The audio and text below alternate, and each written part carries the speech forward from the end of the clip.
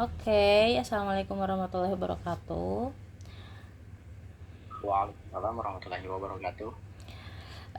Sebelumnya perkenalkan, nama saya Aura Fitria Rahman dari Prodi Bimbingan dan Konseling.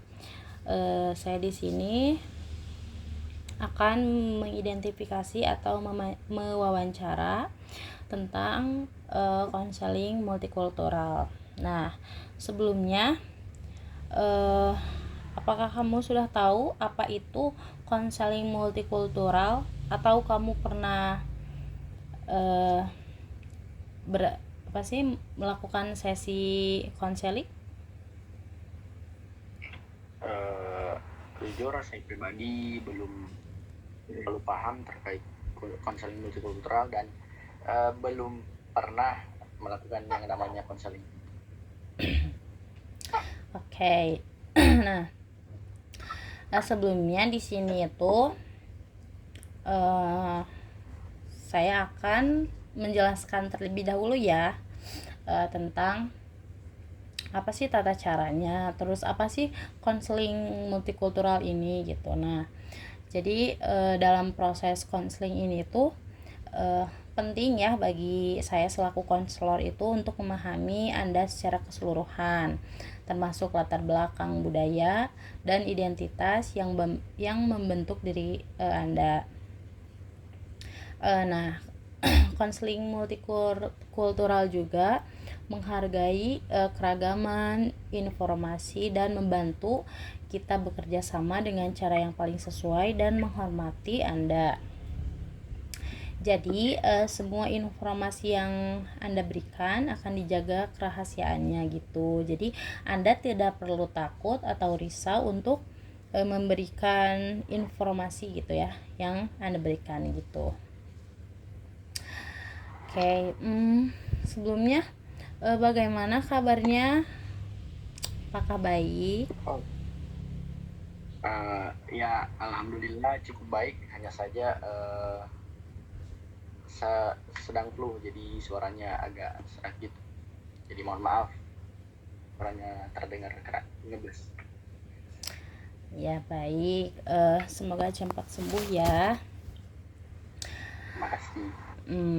Nah, apakah ada untuk sesi wawancara ini kamu punya kendala atau ada halangan gitu kegiatan yang terganggu? Tidak ada. Jadi bisa dibilang saya sedang luang, jadi tidak ada kendala atau gangguan aktivitas lainnya. Baik. Supaya kita lebih dekat gitu ya, gimana kalau untuk memperkenalkan diri Anda terlebih dahulu? Oh boleh. Jadi perkenalkan, nama saya Fauzan Akbar Gibran. Saya berusia 20 tahun. Juga saya berasal dari uh, Parepare, tepatnya di Provinsi Sulawesi Selatan. Dan juga saya bersuku campuran. Jadi dari ayah saya bersuku Sunda, dan dari ibu saya sukunya Bugis. Baik. Dan juga saya mahasiswa saya mahasiswa yang sudah menempuh semester 5. Sekian, terima kasih. Oke. uh, Terkait dengan suku ya yang telah Anda sampaikan, apakah ada suku lain gitu yang menjadi bagian dari warisan keluarga, misalnya kayak dari pihak orang tua, nenek ataupun kakek? Oh iya, ada. Jadi nenek dari ayah saya itu sukunya Sunda, kemudian nenek dari ibu saya itu semuanya bersuku Bugis. Oke, baik. Itu Nah, latar belakang apa ya, atau aspek budaya apa atau yang paling penting bagi kamu itu, adat gitu ya, adat apa yang paling penting dari bagi kamu dan keluarga itu? dari saya pribadi, karena saya sudah tinggal di sini dari lahir, adat yang paling penting menurut saya itu di istilah Bugis itu ada namanya tabe, cuman lebih tepatnya itu adalah adat kesopanan. Jadi misal kita jalan nih, misal kita lewatin orang yang lebih tua dari kita, itu sering kita terapkan yang namanya adat tabe atau sopan dengan orang yang lebih tua. Hmm, jadi em, seperti itu ya yang telah Anda sampaikan. Selanjutnya mengenai bahasa ini. Nah, bahasa apa atau bahasa pertama kamu yang apa sih? Yang dari kecil gitu yang kamu gunain? Kalau soal bahasa, kayaknya bahasa Indonesia. Jadi dari lahir di lingkungan keluarga itu saya sudah diajarkan untuk berbahasa Indonesia. Jadi setiap harinya saya berbahasa Indonesia dengan ibu saya dan juga ayah saya. Baik. Ngomong-ngomong untuk bahasa apa sih dari ayah ataupun ibu. Nah, kalau biasanya kamu gunain sama teman kamu, itu tuh biasanya menggunakan bahasa apa? Oh, kalau ke teman yang lain itu kadang saya juga menggunakan bahasa di sini yaitu bahasa Bugis. Jadi bukan cuma bahasa Indonesia, jadi ya saya menggunakan bahasa Bugis juga untuk teman-teman saya. Berbeda dengan orang tua, saya menggunakan khusus menggunakan bahasa Indonesia. Oke. Nah, menurut kamu nih ya, apakah penggunaan bahasa daerah atau bahasa apa sih internasional yang lainnya itu penting nggak menurut kamu? Saya pribadi merasa itu penting. Kenapa? Karena dengan kita menguasai bahasa lainnya, itu lebih mempermudah kita berinteraksi dengan orang lain. Misalnya jika kita uh, bisa, misalnya saya kan bisa bahasa Indonesia juga sedikit bisa berbahasa Bugis. Nah, misal saya kan dari sini, misal saya bertemu dengan orang yang betul-betul uh, tidak bisa menguasai bahasa Indonesia, saya bisa berkomunikasi dengan baik dengan orang tersebut. Ataupun misal saya bisa menguasai bahasa Jawa atau Sunda misalnya, ketika saya keluar pulau untuk bertamasya atau bertemu keluarga di sana, saya bisa berinteraksi dan berkomunikasi dengan baik.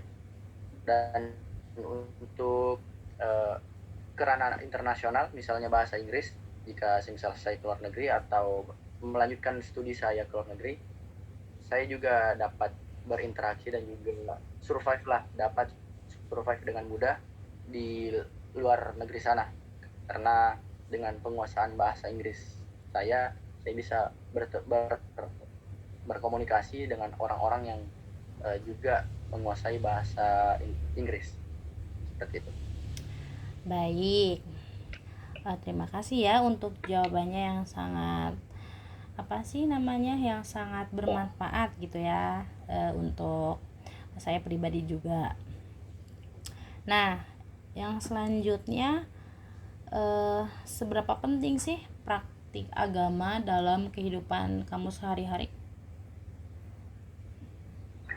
Eh, dari sudut pandang saya itu praktik agama itu penting atau bahkan sangat penting dalam menjalani kehidupan sehari-hari.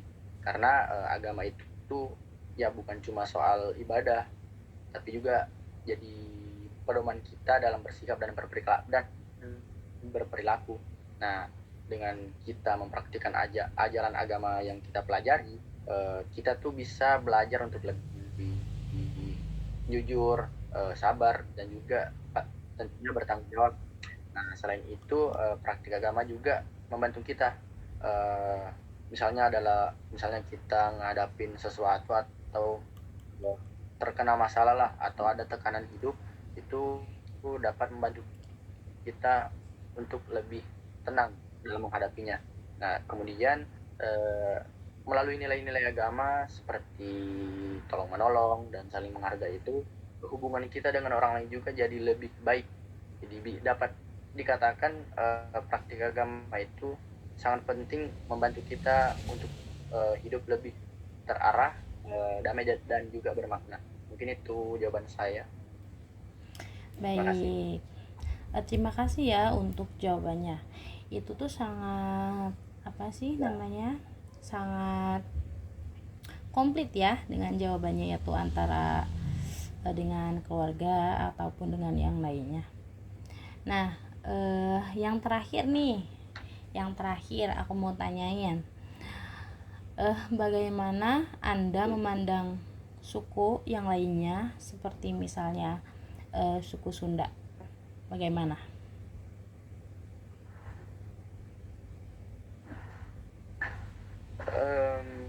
Kalau misalnya suku Sunda, kebetulan juga saya ada keluarga Sunda. Mungkin pandangan saya itu, ya suku Sunda itu yang saya ketahui terkenal karena tutur katanya yang lembut kan. Nah, untuk mungkin ada untuk kendalanya atau kesulitan beradaptasinya itu lebih ke pengenalan emosi. Jadi karena suku Sunda itu terkenal tutur katanya yang lembut, jadi saya kesulitan menebak misalnya orangnya itu marah atau tidak marah. Misalnya kan lagi marah nih, cuma karena tutur katanya yang lembut itu saya kesulitan mengetahui bahwa orang ini marah.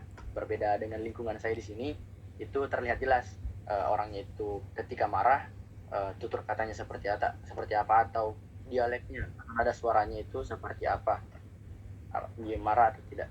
Jadi mungkin kesimpulannya itu saya kesulitan menebak emosi orang yang suku Sunda ini.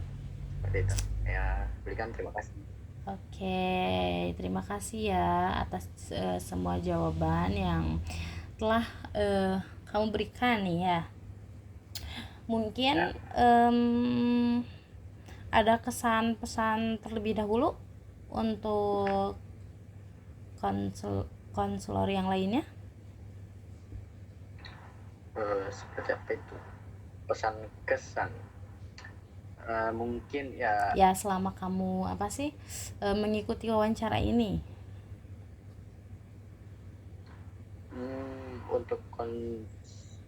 untuk siapa tadi? Konselor. Oh, kayak saya nih, kayak yang saya lakukan, Ya, ya sukses lah saran kesannya, dan juga ya apa namanya, untuk kan kita ini fokus ke kultural, jadi pesan kesannya itu saling menghargailah, walaupun kita ini berbeda-beda, pasti semua suku itu pasti baik. Jadi walaupun kita ini berbeda-beda, Pak, ya kita sama-sama saling menghargai. Jadi mungkin seperti itu. Terima oke. kasih. Terima kasih ya untuk sesi wawancara kali ini. Semoga kita diberikan kesehatan, diberikan kelancaran atas semua eh, atas semua yang kita lakukan kegiatannya gitu. Ya, amin ya. Mungkin dicukupkan sekian sesi wawancara kali ini. Semoga kita dipertemukan di keadaan yang selanjutnya gitu ya, di pertemuan selanjutnya. Saya akhiri. Wassalamualaikum warahmatullahi wabarakatuh. Waalaikumsalam warahmatullahi wabarakatuh.